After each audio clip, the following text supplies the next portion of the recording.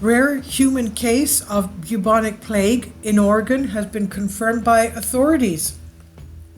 The bubonic plague might sound like an affliction of the past, but the bacterium behind the disease is still out there, causing thousands of humans infections worldwide year after year.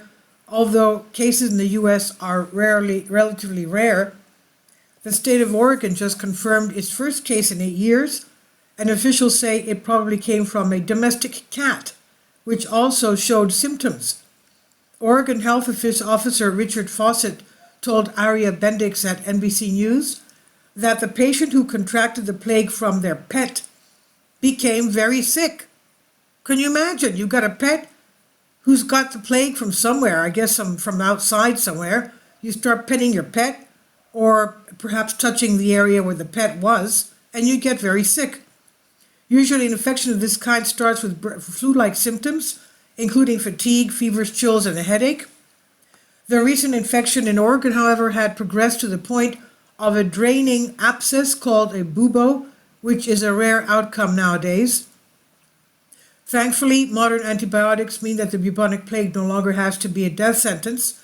The bacterium behind the infection, Yersinia pestis, rarely proves fatal if caught and treated early enough. The patient in Oregon is apparently responding well to modern medicine, and their close contacts have also been treated to curb the possibility of further spread. In other words, the contacts of this person who had it.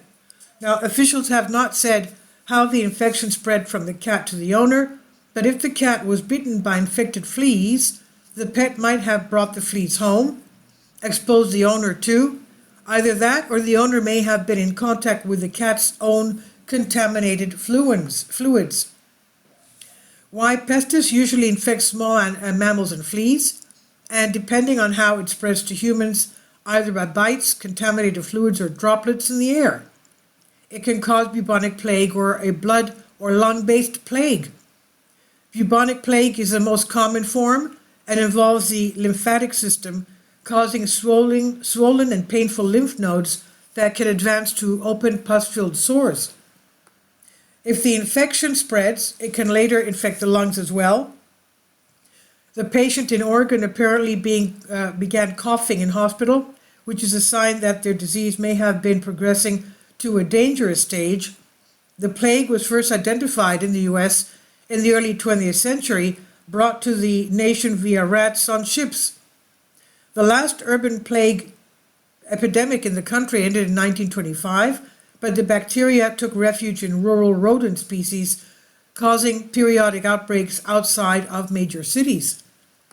Today, most cases in the U.S. occur in rural areas of the Midwest and Northwest, with about 7 cases reported on average each year.